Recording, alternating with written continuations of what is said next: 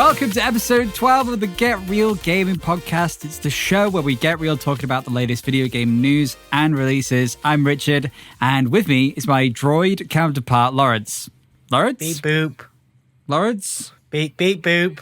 How are you doing today? Beep boop. You're all right. Excellent. Beep, boop. I'm all right. How are you? Well, welcome to 2021, Lawrence, where nothing happens. Well, honestly. a lot happened, just not in the gaming world. No, nothing happened. It's like everybody had their fill in with the new consoles, and that's it. And then they went to the else political section of this large expo. The console should be back in stock soon everywhere, so you can... They're saying January there's going to be stock in the UK for just PlayStation 5s, but I might be getting mine around about June time. Right, fair enough. Yeah. And no games came out. I think one game has come out, and it was Scott Pilgrim versus the World, the game complete edition. That didn't even, like, that's a re-release. That came out like 5 years ago. Yeah, and it's a re-release of that everywhere. It's good, though. It's really good. It's worth a play.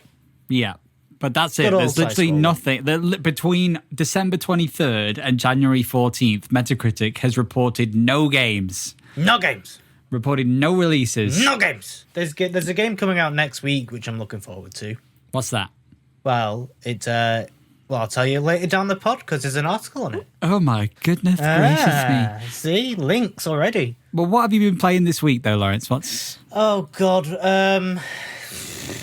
What have I been playing this week? I don't know. That's the thing. I've been watching too much Friends to actually remember what I've been playing. Right. I've been modding Skyrim, so I'm getting back into Skyrim a little bit. I've still not played the game. I'm still in the modding stage. It takes that long.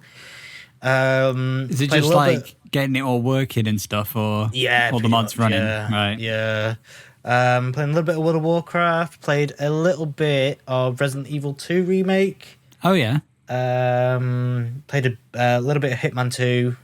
Is Resident Evil 2 the one with this guy that follows you around the mansion, or is that a different one? You mean Mr. X? Yeah, Mr. X. Is that Resi 2? Yeah, that's Resi 2. That's the one that I've played. PlayStation. Yeah. That's the one I've played and never finished. I literally can't handle the impending doom of Mr. X. I've only finished Leon's story. I'm working on Claire's, but right. I played a bit of Football Manager, but not much. Oh goodness, where are you now? I'm still at Everton. We're just got through our first month. They were bottom of the table. We're now mid-table because I am a very good Football Manager. Right. What else have you played other than Football Manager? That's kind of it, really. I've been darting around different games, mainly modding Skyrim because it takes so damn long. Does anything work? I mean, it does work. It's just getting the right configuration because there's a mod limit and there's so many mods. You easily hit that mod limit and you have to kind of merge mods together and make sure they all work so they're not conflicting with masters. It's very convoluted and long and... And interestingly, after 8 years, you haven't gone back to Cyberpunk. I mean, wait, 8 years? Well, you've been waiting 8 years for it, right? And then... Well, I mean, I'm waiting for the patches, really. I'm waiting to hear what's happening. I did touch a little bit of Cyberpunk before, but I just kind of want to wait for the patches now, I think. All right, fair enough. Well, what have you been playing this week? Minecraft. We've been playing some Minecraft still. Last night I picked up Ghost of Tsushima again. Oh, for a Tsushima. bit. I didn't play for very long, but I have the PlayStation in the bedroom now, so that when I need to just chill before sleeping, I could just get on Ghost of Tsushima and just vibe out for a bit. That's my plan with that. Yeah, that's my plan. But I'd completely forgotten how to play the game, so I had to go back through the combat tutorial stuff and just look through it and just dearie me. So I forgot how to play it. But the story's really good. Like, the more I'm getting into it, the more I'm like, whoa, it's pretty nice. So right. Game Awards. Yeah. Looking at you. I've been playing games on my phone, and that's about it, honestly. Well, we've been playing a bit of Fortnite and Elder Scrolls, but those goes without saying, I think, these days. Yeah. Just, you jump on for a bit here, jump on for a bit there, and so you that's it. You jump over here, you jump over there. in, out. You take it all about. I don't know. Let's dive right into some news then, because there's got to be something to talk about this week, Lawrence. What have we got? I've got me goggles on. Right. What is it that we have to... Me swimming shorts. Okay. All right. Well, let's dive right in. Go on. On the board. Oh, I don't like heights. You can do it. No, I don't like it. I'll push you. No. Go. Go.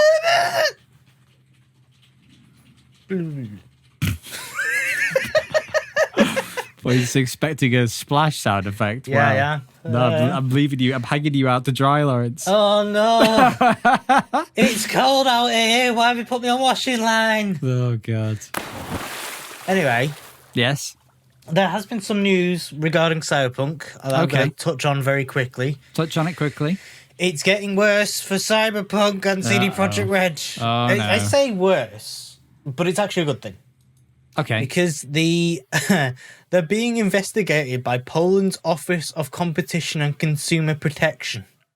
Oh, for what? For what reason? Basically, they're going to check how the manufacturer is working on the introductions of amendments or solutions to difficulties preventing the game on different consoles, and also how it intends to act in relation to the persons who file complaints and are dissatisfied with their purchase due to the inability to play games on owned equipment despite previous assurances.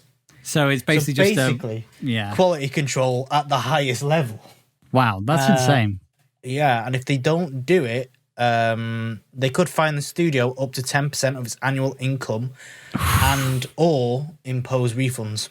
Well, but they've been refunding anyway, right? So yeah, but 10% of that annual income would be gone because they didn't get up to code. Why is this not in the US? Think of how many good games we could have if this was in the US. Like, geez. Yeah, but why would this be different in the US? Well, EA. Right. Activision. Oh, you mean, I see what you're saying. As in this thing, this thing, yeah. UOKIK would be in. Yeah. Yeah, that would be good, actually, yeah. Like, it's kind of like having the Nintendo. Do you remember the old Nintendo seal of approval? Oh my God, yeah. Imagine having that for every single company, but like by an external neutral party that wasn't controlled by the industry. That would be quite nice, actually. I'd be into that. I would be into that. Like, it's bad for. Well, I say it's bad, but really, it's a good thing. Yeah, it is a good thing. It makes the people at the top listen to the developers. So, yeah, it's good. It's good. But sounds bad. Sounds bad is good. All right. But what's next, Lawrence, on the list today? Well, a load of PlayStation 5 games got announcement dates. Ooh, bunch of PS5ers. Actual PlayStation 5 games. Not PlayStation 5/4. Actual PlayStation 5 games. So if you still... I say this, only 3 are actual just PlayStation 5 games. Right. But if you're still looking to pick up a next-gen console and you're not paying the scalpers money and you know that there's new stock coming, these are now the release dates you're looking into for the games you might be interested in buying this year. What are they? When are they, Lawrence? Well, Ratchet & Clank is out in 2021. Didn't give a month. I know. Useful, right? How is that a release date? I don't know. That's what they say. We already do this. Horizon Forbidden West. Yes. In 2021. This is not news, Lawrence. This is not news. Hang on, I've got months now. Returnal is March 19th, 2021. That's a date. That's a date, guys. That is a real date. What is Returnal? I've never heard of it either. What is Returnal? I don't know what Returnal is. Kenna Bridge of Spirits is March 2021. Okay, so March. Also coming to PS4. Yep. Solar Ash also coming to PS4. June 2021. Okay, we got a June here. You got a Juner. Little Devil Inside, July 2021. Okay, so we got March, we've got June, we've got July. Then we've got Stray, which is the cat game, which I really want. Oh, yeah. Comes out October 2021. Okay, it's still a bit away then. Yeah. Can you imagine announcing this game like over a year? Well, you know what? Forget it because Cyberpunk. Okay, never mind. Where's that stuff? For God's sake. Ghostwire Tokyo. Oh yeah, which looks really good. Comes out October 2021 as well. That one looks. Those two look good. We've also had Project Athia, which is the new Square Enix IP, scheduled for release in January 2022. Oh, Okay. Well, that'd be worth keeping an eye on. Really specific. Yeah. And then there's Capcom's Pragmata, which looked interesting, but didn't really give any idea what it was. Coming out in 2023. So they've pretty much confirmed. Nowhere near ready yet. We need like another 2 years. Yeah, we'll have to wait and see what happens with that one then. Uh-huh. Mass Effect. Oh, I like Mass Effect. Legendary Edition. Oh, I like Legendary Editions. Maybe coming in March. I don't like March. You don't like March? No, I don't like What's wrong March. with March? It's too far away. Oh, it's only 3 months, 2 months. It's too far away. I need it now. Mass Effect Legendary Edition, the long-rumoured remaster of the Mass Effect trilogy that EA finally confirmed back in November, may now have a proper release date. It's set a release window of spring 2021 when the game was announced, and now 2 retailers, Shopee Tree in Singapore and GS Shop in Indonesia, are advertising March 12th as the release date. And so...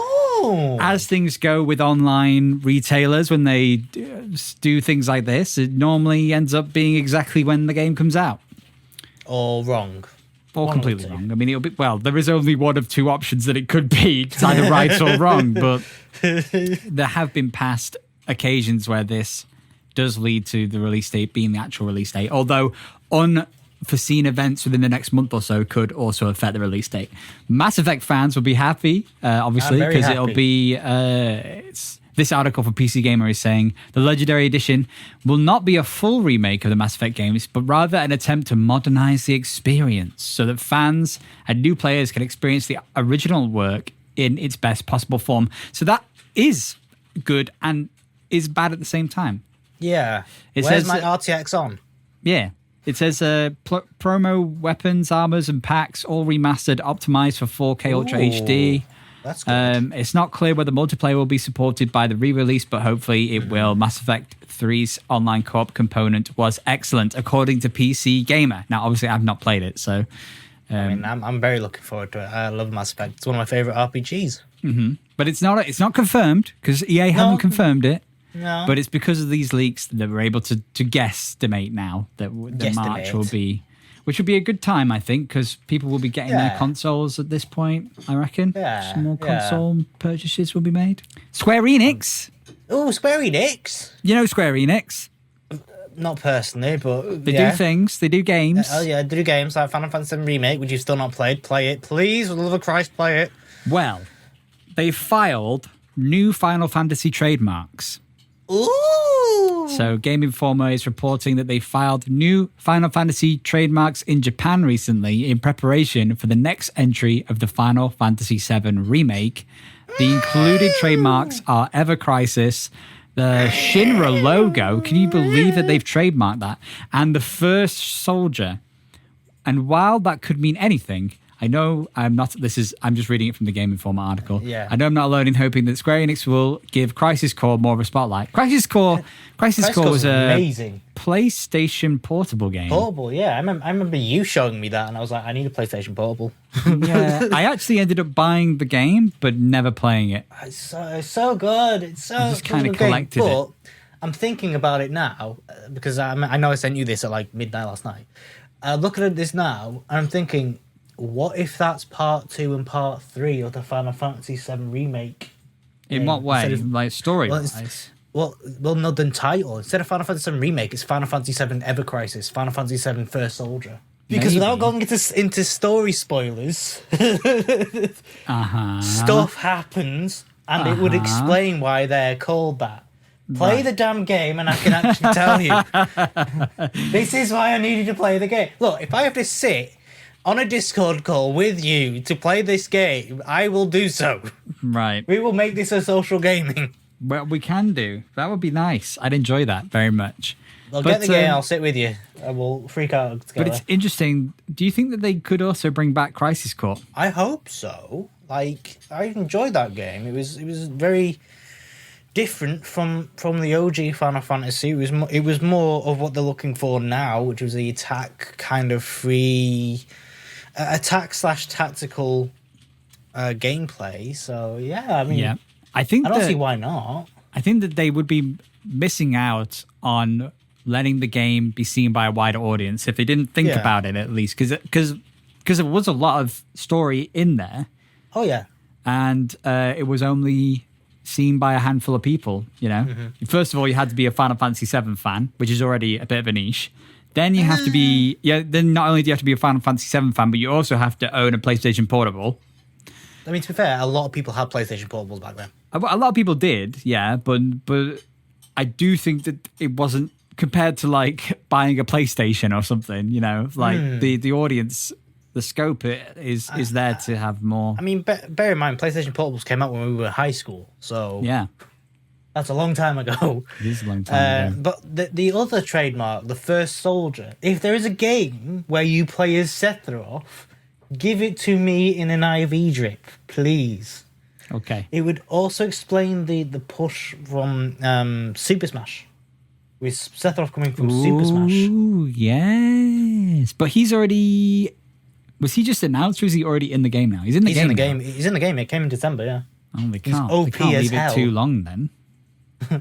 Well, no, but it's interesting. It's interesting. It definitely adds food for thought. Yeah. Because the Final Fantasy VII Remake is hopefully coming to PC and Xbox shortly, because PlayStation had a year timed exclusive, which is about to be up in the next month, 2-3 months. Yeah. You like Hitman, don't you, Lawrence?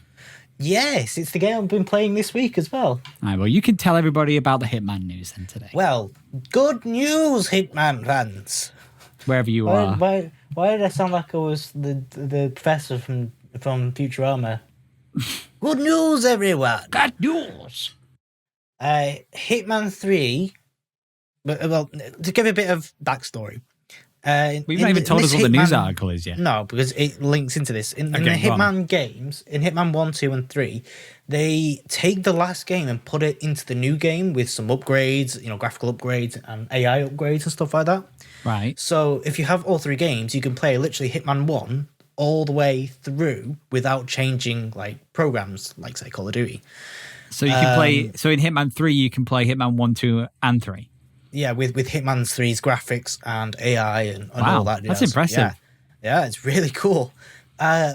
Leading on to that, Hitman 3 has also managed to somehow compress the whole trilogy install size by over 80 gigabytes. Wow.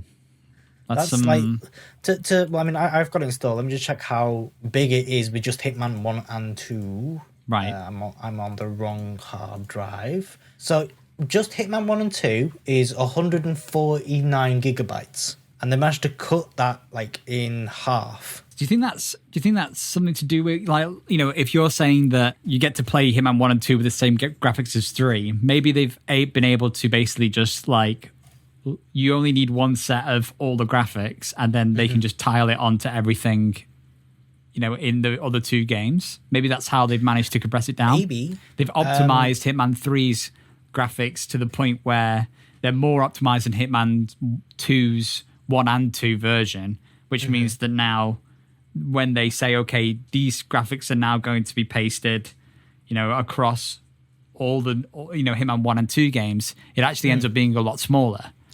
Possibly, yeah. I mean, it's just impressive to think that they have been able to compress 3 big games, to by half. Yeah, I think a lot of the size of those games comes from things like assets. So optimizing the assets and then spreading the assets across all 3 of the games.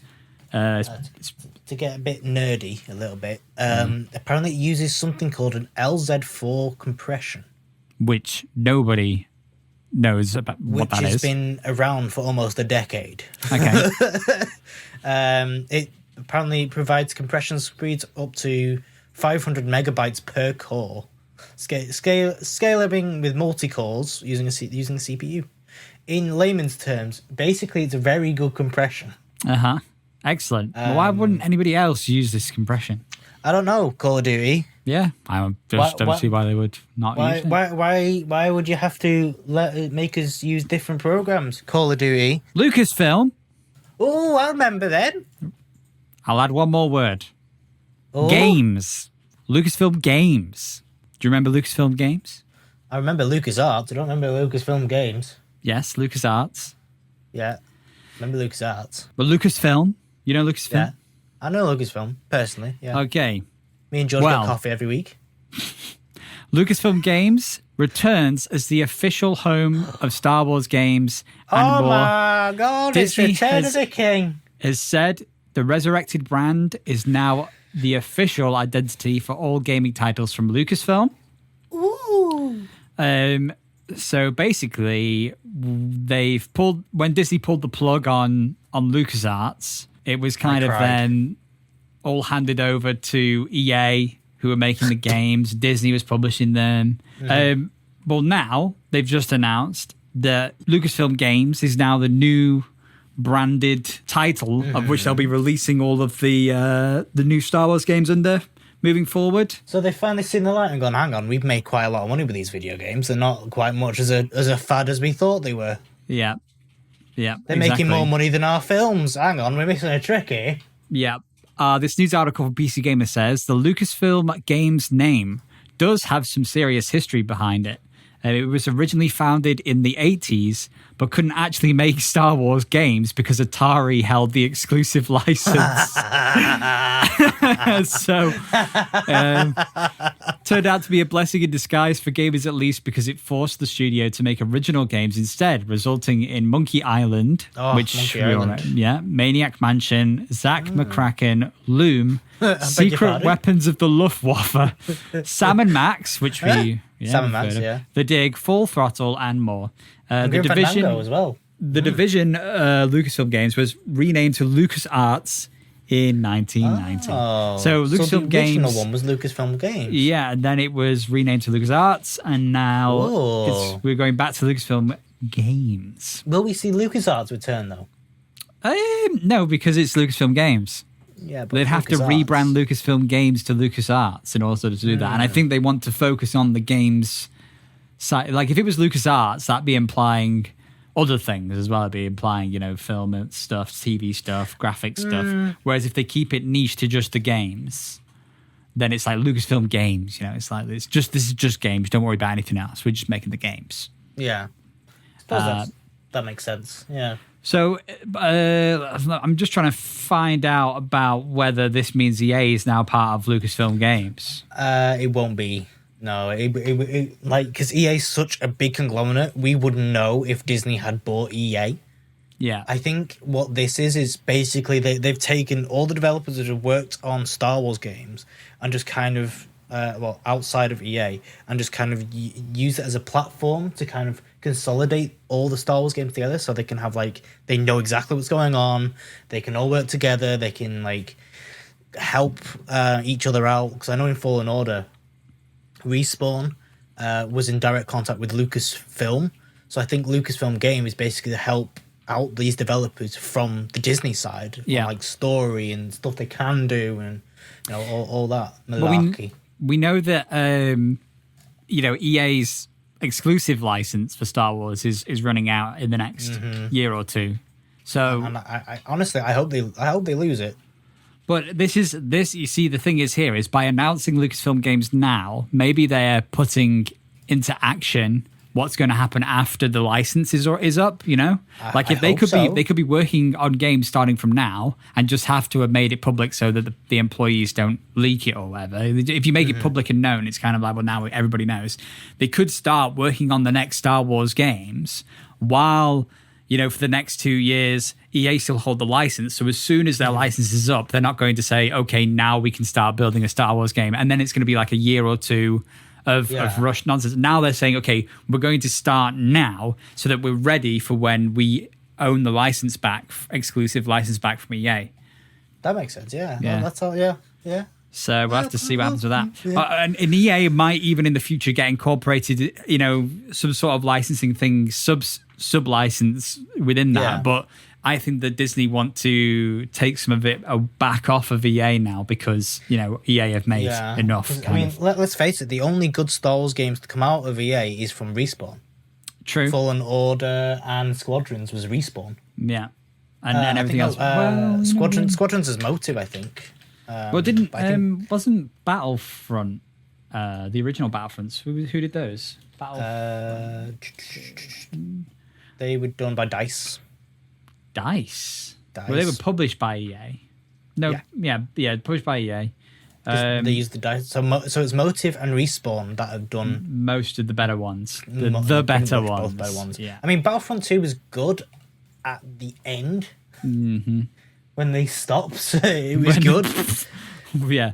When the credits rolled, it was good. It was good. You know, they started off sequel trilogy and they ended up at the prequel trilogy. Amazing. After they listened to fans and gave them what they wanted.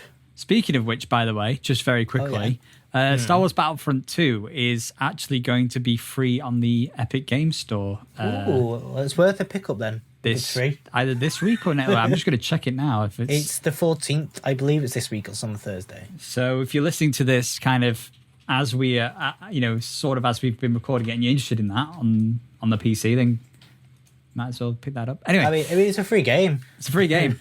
Free game. Free game. Free game. Free game. So that news topic brings us directly onto our main news topic this week, because we wanted to talk more about Star Wars. I mean, we're not a Star Wars podcast, but secretly we are a Star Wars podcast. And so because of that, we have the obligation to, whenever we get a chance to only talk about Star Wars. It's written in our contract to talk about Star Wars. The investors. The get real investors. They rely on us sneaking in as much Star Wars as possible. The shareholders are not happy. We need more Star Wars. So we've got the Polish guys on our asses again. It's not. They need to see the quality, the Star Wars quality. Star Wars quality assurance. Yeah. So we're going to talk about Star Wars games this week, and we literally don't know. This is improv now, okay? I'm going to be honest with you. We there's no news. We haven't been able to find a main topic, so we've gone, oh, Lucasfilms are back. Well, it's important to look back on the history of Lucasfilm and LucasArts and Lucasfilm Games. And we can talk through the plethora of Star Wars games that we've played throughout our lives and talk about which ones we like. And what is your favourite Star Wars game? Oh, bloody hell. Favourites. I've allowed plural because there's so damn many. I know. Well, look, when I was growing up... I want your top 5. When I was doing this again. I can't do that right now. When I was growing up... Top 10. I mean, the door is open, let's go, Lawrence. It was Star Wars Episode 1, The Phantom Menace on PlayStation 1, which was so difficult when I was that young that I never finished it. I never finished it. I could barely get past that part of the game. But what a great game it was to be Qui-Gon Jinn and Obi-Wan and be running around that. I used to just play that first mission over and over again just to see if I could get any further, and I never could. So for me, the Rogue Squadron series was huge for me. Rogue Squadron. Like, we're talking Rogue Squadron on the N64. We're talking Rebel Strike. Rogue Squadron 3 on the GameCube. Rogue Squadron 2, though. Rogue Squadron 2, of course, yeah. And then we had games like Jedi Starfighter and just the way that they took like all the starfighting and all the piloting and made like entire series out of that. That was something we'd never seen really or been able to experience kind of in the Star Wars universe. And so to be able to play like in the fighters, it was just amazing. It was just insane. And I prefer those games over the mainline story of the film games, the Clone Wars and we're not counting film games. Why are we not counting film games? They were games of films. Exactly. Films. That's the point. No, they're not usually not very good. But usually. They had no choice but to follow a particular pattern, and were only able to really divert very slightly off the path, You could kind of experience, like, I think I remember in the Clone Wars, I remember the General Grievous thing being kind of cool and stuff, but you couldn't go too far off the path. You were just playing through the story, and there was a couple of extra quips, but it wasn't too different than what you expected, really. Whereas Rebel Strike and Rogue Squadron 3, that was insane because it was kind of like on the GameCube, the graphics then from playing Rogue Squadron on the N64 to that, you'd just be like, oh my god, I feel like this is insane. Like the extra missions and stories and stuff were just so cool. Pod racing on the N64. Oh god, yes, pod racing. Was amazing. I bought that back on the Switch and the PC. Oh yeah, I haven't got it I on love that game. the others yet, but every time I see it on the Switch or PC, I'm like, oh, am I gonna do it? And I'd be like, oh, I just wouldn't play it, but I love it. Oh, I just wouldn't. But you would play it. You'd Yeah, play it that's for that true. 10 minute of nostalgia, and it'd be That's worth true. every minute. True, it was an awesome game. Like Still Pod is. Racer. It still is. Considering how mental the physics are of pod racing, they really did a good job on making it work. You know, and we obviously had the Battlefront games, the original Battlefront games. None of this EA malarkey. None of the CA malarkey, which stand up really as kind of some of the most popular Star Wars games. Oh yeah, especially Battlefront 2. I think Battlefront 2 is one of the most popular Star Wars games. That was at the right. It came out at just the right time when everyone was getting like. They either had an Xbox, original Xbox, or like a PlayStation 2 or something. Hype and over Revenge of the Sith. But it was also like one of the. How am I going to say this? In Star Wars games, not all character Jedi feature mechanics are equal. Am I there? Yeah. I don't know how to phrase there. this sentence properly. I don't know. Sometimes I don't know being a what point you're Jedi in trying to Star Wars make. games is rubbish. And sometimes it's really good. Because it's being overpowered. Sometimes I feel Okay. like an awesome Jedi, and sometimes I feel like this is absolutely garbage, and I can't do anything that I want to do. I can't throw my lightsaber. I can't do all the Force moves. I can't even do the double jumping, spinning, flipping thing. And then some games are like, yeah, you can do that while you throw your lightsaber, while you electroshock somebody else, while someone's getting force choked, while you're back flipping off the side of a. Are you not thinking Jedi Academy here? Yes, we are thinking or Jedi Outcast? Academy. Yes. Well, you've gone from Battlefront 2, explaining about Jedi, and then suddenly went off into Outcast. Well, that's what I'm saying. Sometimes there were Jedis in Battlefront 2. Yeah, but you were talking about Battlefront 2, and you said, look, about games about being a Jedi. You just went into a completely random tangent. I did, because it's important to try and get the point across that not all Jedis in Star Wars games are equal. Right. And sometimes I would literally base how good the game was on that preface. Like, if I wanted to be a Jedi, how good would that experience be in this game right now? And I still do that to this day. Yeah, but have you played Jedi Fallen Order yet? Well, no, I've not played Jedi Fallen Order yet. Play Jedi Fallen Order. I will, at some point. Now. No, but I can't Right do it now, right this on second. this podcast. Right, fine, do I that. want you to install it on this podcast. Okay.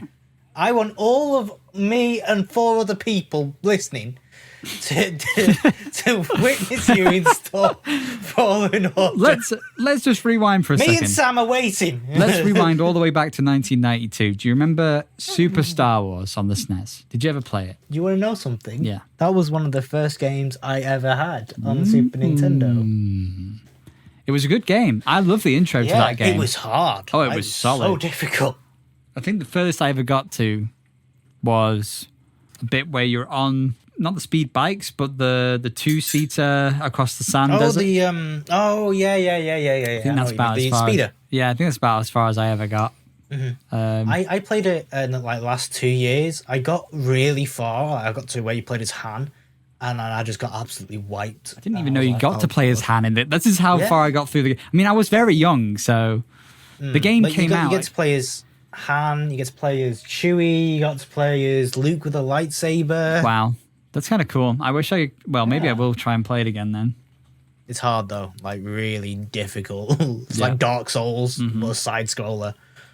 Goodness. But what a great first game though, like in general. Oh, yeah. Very good. Like, because sometimes you can have first games of franchises that aren't very good. And obviously they had the Star Wars arcade games that weren't that great, but this was actually They were fun. This is actually good, though. Let's now move a bit more forward in time, because we can go past all of that before we go back again, because I wanted to talk about The Force Unleashed. Oh god, that game. Yeah, and The Force Unleashed 2. We had two completely different story-driven games that just didn't seem to appeal to me at all, so I never even bothered. But it just... I liked them, They were quite good.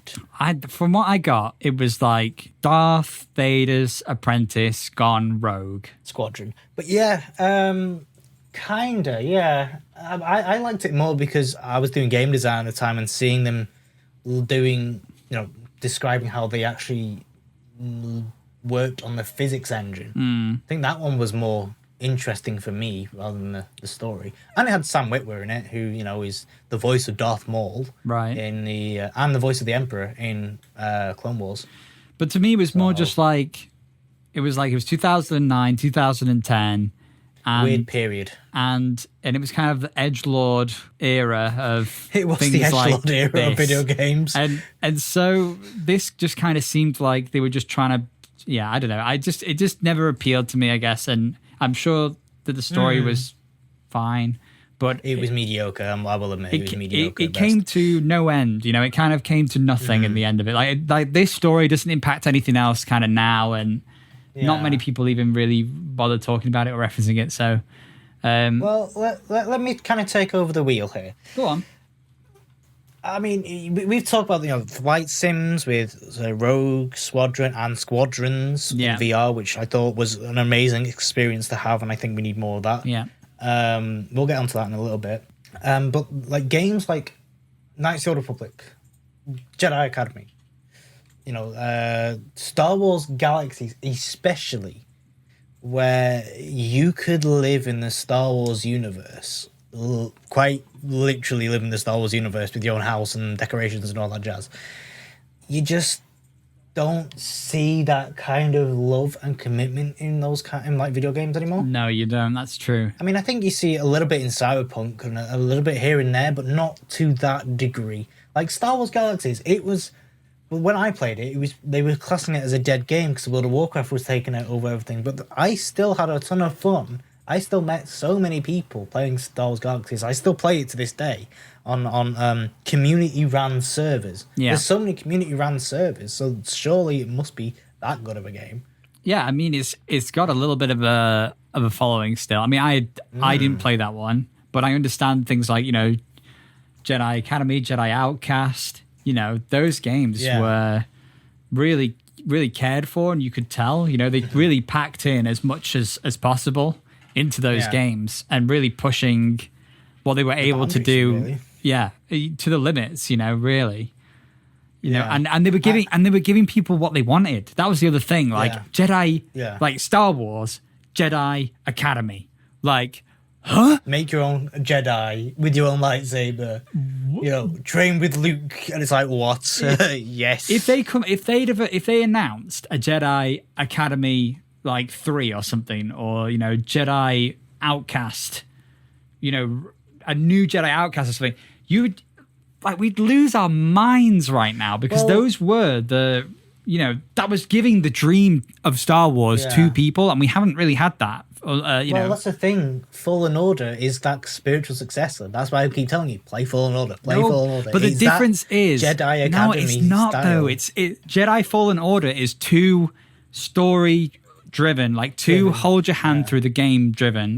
There's not. It doesn't reach far enough out for you to become an individual person. At the end of the game, you're still that character. You're not your own Jedi. Because I know Academy had player choice, Knights of the Republic had player choice, that kind of player driven story, that RPG element. Yeah. Whilst Fallen Order is definitely more like an action adventure, Dark Soulsian. Yeah. Still very good. Like it's the best feeling like that combat system. If we had an RPG element attached to it, I think would be literally the next best thing we have. Exactly. To Academy. Yeah, exactly. But that's what I'm saying. Like, I'm not saying that I wasn't trying to say it wasn't a good game. I was just saying that whereas Jedi Academy really let you be unique and be who you wanted to be, Fallen Order is, like you said, it's an action adventure game. It's not. See, Academy is good at making a Jedi, but for me, and I think for a lot of people, Star Wars Galaxies takes that and cranks it up to 100. Like you could literally be anyone you wanted in the Star Wars Galaxies. Galaxies is the MMO. Or I think you'd appreciate it, especially now playing Elder Scrolls. Yeah, I probably would. It's a very social game because even like there's a thing called the Bazaar where you have community-driven traders who are crafting stuff, and there's an actual class called the Crafter, and they put it on the Bazaar and sell the wares, or you can go to their actual shop, which they've made and they've decorated and everything, and go and buy it. And you can haggle for money and meet other players. So it's definitely more of a social experience and an action RPG. And it is so. What we're talking about here, right? We're looking back, obviously, at some of the best Star Wars games, or what we think of some of the older Star Wars games. But would we want the? I mean, we would want these kind of things. We would want to see them from Lucasfilm Games, right? Yes, that's what we want. We'd want the quality of LucasArts and all that jazz. I don't think based on that, like if we're going to get our hopes up here and say, look, Lucasfilm Games, they're going to try and outperform EA. If they're starting from now in order to have something for when their license comes up and they don't intend to bring EA on board with Lucasfilm Games, then what we're saying right now is that we are hoping that they bring back maybe some of these franchises and do, really push the limits of today. Yeah. Like, or even make them like a spiritual successor to these franchises. Yeah. So like, let's say they could make let's say they said, okay, well, we've decided to make a spiritual successor to Star Wars Galaxies because MMOs are still huge. We think we have a team that can do that, or a new Jedi Academy or something, a spiritual successor to that. But I don't think we can't really ask that of EA anymore, I don't think. No, I don't think we could ever ask that from EA, to be perfectly honest. Which is sad, because that means that Squadrons has got a very limited time frame. Well, it already did. Like, they didn't expect it to be blow up as big as it did. No. But just the very fact that the EA cancelled the single player RPG, which everyone was like, wait, what? You've done what? The thing we were waiting for, and you've done what? Yeah. They're not trusted at all. And I think that's why Disney have gone, well, okay, let's make our own division and see what we can do. Yeah, and just kind of... Oh, no, go on. I was going to say, it is all just speculation that they won't be on board, but it would make sense that they aren't going to be involved, because it's been so long that EA have had the reins on this, and we literally don't really have, other than Squadrons and Fallen Order, we haven't got much to say for it. Yeah. So, kind of trying to wrangle this a little bit. What do we want? Like, what kind of games do we want? What do we want to see? Okay, this might be a bit controversial, but I really don't want, I don't want any more Lego Star Wars games. Well, that's good, because the next one's the last one. Good, because that was great, and it was so much fun when we were young, right? But we don't need it anymore. It's kind of like, It's ran its course. It's ran its course, and they're great pieces of, that was that thing, and it was really funny, and sometimes it will still be funny. Nostalgia funny will always be good with Lego games, but I don't think Lego games really have that much of a leg to stand on anymore, because like the jokes and the quips and stuff are kind of all been done now, Don't you mean Lego to stand on? Yeah. But I'm coming from a position where if it was me, I'd be like, okay, we need a new pod racing game. We need a new Squadron game. We need a new MMO. You're playing on nostalgia, and I think a racer, which they did a sequel to, and it didn't sell well, I don't think that would work at all. Well, okay, yeah, they did do one, but it was in 2002, and PlayStation 2. Yeah, that wasn't that far from the N64, I guess, I'm again just talking from my experience, but yeah, we need a Rogue Squadron game that isn't just pilot an X-wing and do this. We need a squad. We basically need Squadrons 2, but basically more. Yeah, like just more. We need like the different eras, I think, of Star Wars in there. You need to combine like Jedi Starfighter, which was all episode 1, 2, and 3 based. Can you imagine it? VR playing like the Revenge of the Sith Jedi Starfighters, episode 2 Jedi Starfighters, the Naboo Starfighters as well. Think about starfighting in clone trooper ships and the Clone Wars, like staying in seeing the Venator hangar and getting into like the Arc 130 and then flying. And just much like a co-op VR where like it's like the Y-wings, so it's like one person to two. Like, so you'd have that gunner, like someone would be a gunner and someone would be like a pilot. Yeah. It would be amazing. I know. And here's something that we haven't mentioned yet, which would be good as well. This would be very appropriate at this point, but a new Star Wars bounty hunter game, potentially based on The Mandalorian. Ah, because Bounty Hunter was one of the most incredible Bounty Hunter games. was good. That was Yeah. really good. You know that's on the PlayStation 4, right? Is it like a? Yeah, all the old Star Wars games on the PlayStation 4. That's fun. It was just. I've been playing Bounty Hunter. That's incredible. What a great game. They need to do another one of those. That was a good game. Yeah. And we need to do, they need to do a Star Wars game, like we mentioned, where you can be your own, like, Jedi or whatever you want. Or, expand it to other races and other things now, Like, yes, that goes into MMO territory and stuff. So maybe it is an MMO. Well, but what about an action RPG like Jedi Academy, but for this new era where Luke is making his own academy with Grogu and it's another and Mandalorian. Ben and all that. Oh, it's a twist of It's like fate. they're all setting it up. This has been years. Maybe we are Lucasfilm Maybe Games. we are, and we're just telling you Maybe all the we secrets. Wouldn't that just be great, though? Wouldn't it, though? It would be pretty. It would be Jedi. It'd be Star Wars Jedi Knight, Luke's Jedi Academy. Yeah, a bit wordy. It already is wordy. Why not have Star Wars Jedi Order Jedi Order. But or Star Wars Academy? I don't know. I guess it depends on what Luke would have called his rigmarole. His little setup. Star Wars Jedi Knight 2. Star Wars Luke's Blue Milk Station. Kanja Club. Kanja Club.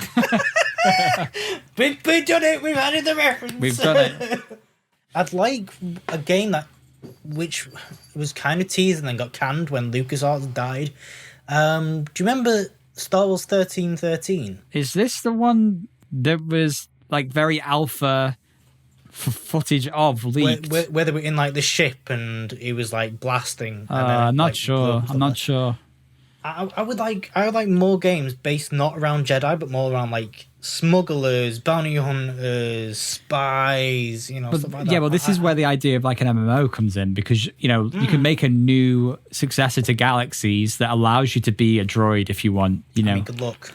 What do you mean good luck? Very good luck because they would go up against Galaxies, you would have to basically take Galaxies and revamp it. And the weird thing about Galaxies is that there's two parts. There's two like versions of Galaxies. There's the one which made it more like World of Warcraft, and one where you basically you were a person that didn't have any skill at all, and to get skill you'd have to redo an action over and over and over again, doing like missions to build your character up literally out of different skills. It was pretty mad. But you could make a new version of don't think about Galaxies at this point, right? But just think of a new MMO that was in the Star Wars universe where you could do things like, let's say ambitiously, there is to a point where you can get in an X-wing and fly literally between planets, through hyperspace, bit No Man's Sky-y, to bit of Elite Dangerousy. You could be a Jedi or you could be a droid and stay on one planet. You could just live on Tatooine. You could be a Gungan and just live in Naboo and just do Naboo stuff, and have dungeons and things to do in different areas of the different planets across the galaxy, and just kind of live in kind of a time period where all of that could coexist. Maybe they could tie it into Mandalorian with the New Republic and the Imperial remnants. Yeah. And they could have DLCs, which are those kind of things. That are those, like... I need to go change my underwear. Exactly. That would be, and then you could build your own Jedi from scratch. And you might, part of the story is you going and getting your own Kyber crystal. And, you could then... Maybe like meeting Ahsoka and Luke. Yeah, you could meet mainline characters and do all of that stuff as part of the main story. And do it together as part of a group or, be brought up in an academy with your friends and... So, Lucasfilm Games, if you're listening, we've got some ideas. What don't we want, Lawrence? That's the question. I don't want any more Sims 4 Star Wars expansions. Yeah, that would just be... Who? No more. Yeah, they're just not the two things. It just shows So they don't have a clue, really what people actually want. I mean, they do in some places. They obviously know what people want in Star Wars. They're just not giving it because they don't have the resources or something. They don't know what they want in Sims 4, clearly, despite what the community is shouting at them. But this isn't the Sim Source segment. That's later down the line. Yeah.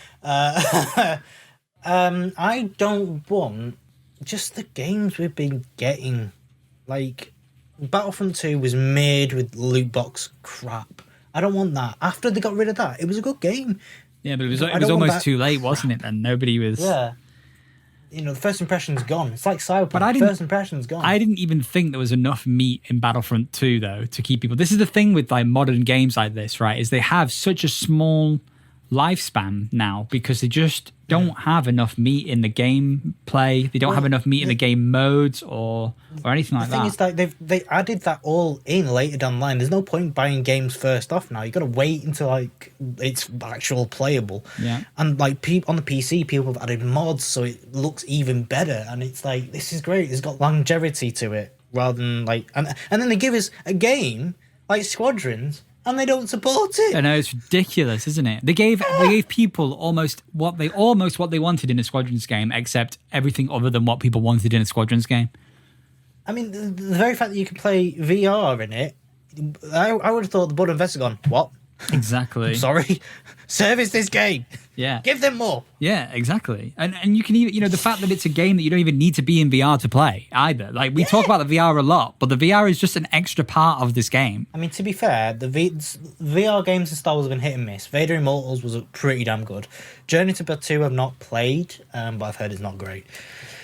But just I don't want these conceptual. Yeah, it is very conceptual. I want I want Star Wars Empire at War back. I want the RTSs. I want the RPGs, not Knights of the Old Republic 3. I don't care what people are saying. Stop asking for Knights of the Old Republic 3. Get something different. BioWare isn't the same bloody company anymore. So that's what I don't want. I don't want Knights of the Old Republic 3. So part of what you're saying is I'm starting to understand is what we've had for quite a long time now is kind of a saturation of pairing the Star Wars franchise with the same genres of games again. Yeah, we're seeing like the Star Wars Battlefront, Star Wars Battlefront 2, and I would consider even Squadrons to be a similar style game to those two games. You've got Fallen Order, which is just an action adventure, which we've had a million of. So at this point, I liked Fallen Order because it was different. To a point. It's good, but it's still the same.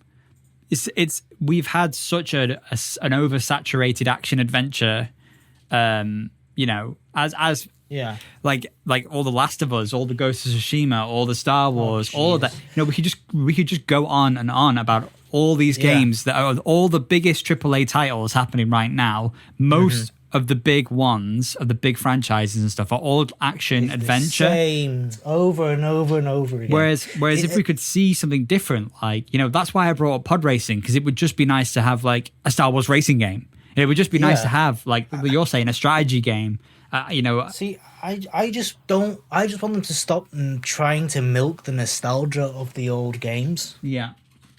Like, pod racing, like Galaxies, like Knights of the Old Republic, like TIE Fighter versus X-Wing. Like, stop trying to milk that nostalgia and innovate. Like, Squadrons and Fallen Order, I'm exempting because Squadrons was enough innovation for me to be like, okay, this isn't like TIE Fighter and X-Wing. It uses similar systems, but it's in VR. Like, the whole thing could be in VR.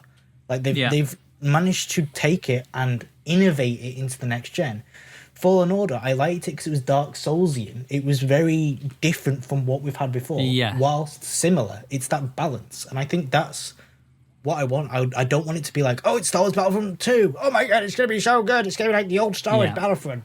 I don't want it to be like the old Star Wars Battlefront. No, because we'll just end up feeling the same feelings of going into this multiplayer lobby, and it's just kind of a rinse and repeat of mindlessly running into stuff and dying, but it's, even with the ideas of this is an objective you have to meet, or you have to go here and do this, Call of Duty just does that better. So do something different, Make it open world. Try and best Bethesda. make an open world Star Wars RPG. Yeah, but this is Single player or multiplayer RPG. This is the same thing that we have with Battlefield. Is that Oh hell! Oh Jesus! not to, I'm not just to looking go forward off, to just to go off slightly. I know, I like they're not Battlefield. doing. They're trying to compete with Call of Duty. Call of Duty, who already have the formula perfected, Yeah. and when they try to do something different that isn't the same or as good as, it just makes you not want to. I'm just not interested. Why would I go for that? I know it's a different experience, but it's not a better experience. I'm not gonna lie. I barely play Cold War just because it feels the same all over again. It feels like the old Call of Duties, and that's when I fell out of Call of Duty. But that's why I'm so absorbed in Zombies, because Zombies is like, it is different, but it's more of a tweak and a perfection to the old ways of Zombies. They made it so good. Which is something I was really worried about before this game came out, was, oh my God, if the zombies aren't good, this game is dead for me, I mean, for you, Zombies is great. For me, Zombies is the same old thing on repeat, and it gets boring quickly. So for me, the new Call of Duty is just like, like we're playing Minecraft, for Christ's sake, instead of it. Yeah. But bringing it back to Star Wars, it's funny because it's like EA have tried to do what the films did, which was bank on that nostalgia, and they've used it all up. And then when the film stopped, we got Fallen Order and Squadrons. At the same time, we got Mandalorian, which is what the fans want. Yeah. It's a weird timeline and transition where we've kind of gone from nostalgia milking, which hadn't worked, to, okay, well, let's try these pieces. Let's just give them a go. And they've just blown up. Have EA announced other Star Wars games at this point? I don't know. We should double check. Let me take a look. EA Games, Star Wars. No. So at this point, no, they haven't. They've got 2 years on the license, and they've not announced anything new.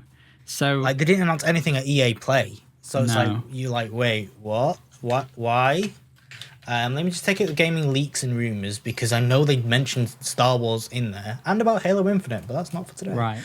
Apparently a rumor's going around that a Dynasty Warriors style Star Wars game is in production. Right. Okay. That's which could be cool. See, that's different. That is different, yeah. There was another post somewhere. Let me just go down. The Star Wars Battlefront 2 actors are working on mocap and voice acting for Unknown Project, which weirdly enough links into the Dynasty Warriors thing, because it would have. It apparently includes characters from all the movies and the comic line and the games and stuff like that. Mm-hmm. So, maybe that could work. Yeah. Two and two together, but it's stretching and it's a rumor, so take it with a grain of salt. It is, yeah. So what we're saying is EA's time is coming to an end, and we're hopeful that the future of Star Wars games is going to be better than what we last had. Because I think it took too long for EA to do anything people even cared about. Yeah, I mean, just give it to Motive and Respawn and let them have the reins, because they know what they're doing. Okay, they're under EA, but they know what they're doing. Yeah. Like DICE, they basically just made it Battlefront in space. Yeah. And how long have EA even had this license for? Let me check. I mean, they had it before The Force Awakens. Yeah, they've had it for a long time. They signed a 10-year deal with Disney in 2013. Yeah. So they're going to have had it for 10 years, and currently they've produced 6 titles. They had it before The Force Awakens. Came out. So that's how long they've had it. Yeah. Let me take a look. There is an article which says every cancelled EA games, if you want to hear that as well. God. Because they've cancelled so many damn games. Yeah. It's a joke. But they've got the Old Republic now, Battlefront, Galaxy of Heroes, which is the mobile game. Battlefront Old 2. Republic doesn't count. Old Republic doesn't count because the Old Republic was there before them. Yeah. Before the deal. Right. And then Battlefront 2, Fallen Order, Squadrons, and then they re-released Old Republic on mobile. Yeah. So they've done nothing apart from Fallen Order and Squadrons. A sim expansion pack which barely anyone wanted. Yeah. And they've just rebooted Battlefront, which just no. Yeah. Just no. Stop. No. They cancelled Project Ragtag, which was the game, the third-person game I was telling you about, the RPG game. Yeah. There was apparently something called Project Yuma, which was like a pirate. He's like smuggling one, which apparently then got turned into Ragtag. Right. And then it was cancelled because EA exec came out and said, "Oh, nobody wants to play single player games anymore." I'm sorry, what? No one wants to play single player games anymore. They were wrong. But then Ragtag got cancelled and turned to Project Orca after the closure of Visceral, which were doing it, which is the studio. Right. And then that got cancelled. And then there was Project Viking, which is a Battlefront spin-off, and then that got cancelled as well. There's an alternate timeline, Lawrence, where all these games came out instead of Battlefront 1 and Battlefront 2. And they got so much money. Yeah, and EA signed on to another 20-year deal and, signed on again, and Disney made it EA Films Games, is what, Mm-hmm. There's a timeline somewhere where that happens. There's a timeline somewhere. But until we see future Star Wars games in the next 2 years, God. hopefully we'll get to see more. I'm reading about this Project Ragtag. Apparently, it was described as a linear story-heavy title into a broader experience that allowed more variety and player agency. What the hell did we just talk about that we wanted? God. Set in between the time of Return of the Jedi and The Force Awakens. What else is set in between the time of Return of the Jedi and Force Awakens? Jesus. Well, as long as Kathleen Kennedy isn't the executive producer of the games, we should be all right in the future, Lawrence. So, Dave Filoni. Go, Dave. But until that point in time, Lawrence, I think that will wrap us up for today. I think we talked a lot of Star Wars. I mean, we're not talked any Star Wars, actually, have we? We're not talked any. I mean, I think I need to lie down, I think. Just going to think about what could have been. I want to go home and rethink my life. But until we see you next week, thank you very much for listening to today's episode. We hope you enjoyed us talking about Star Wars. You need to message us and tell us what your favourite Star Wars games were. Lawrence, how can they do that? Well, that is a good question. You've got to go to all your socials, aka Facebook, Twitter, and Instagram, onto the GetRealPod and send a message down there. That's right. Or you can email us at getrealpoduk@gmail.com. That's right. That's perfect. So let us know what your favourite Star Wars games were, the classic Star Wars games were. And do you know what my favourite Star Wars game was? What was it? Star Wars Chess. Star Wars Chess. Oh my, 3 chess. Wait, there's also like Star Wars Monopoly. I've got episode 1 like chess, and I've got like, oh my God. I've got like toys. Oh, we didn't. You know what? We're gonna have to do an episode at some point where we talk about the toys as well. The toys, it's gaming. It's video games. Yeah, well, I could talk about the toys all day too. All right, well, let's. Are we going to start Get Real Toys? No, we're going to end it there, Lawrence. Thanks again for listening, everybody, and we hope you have a great week. And we'll see you next time. Bye-bye. Bye.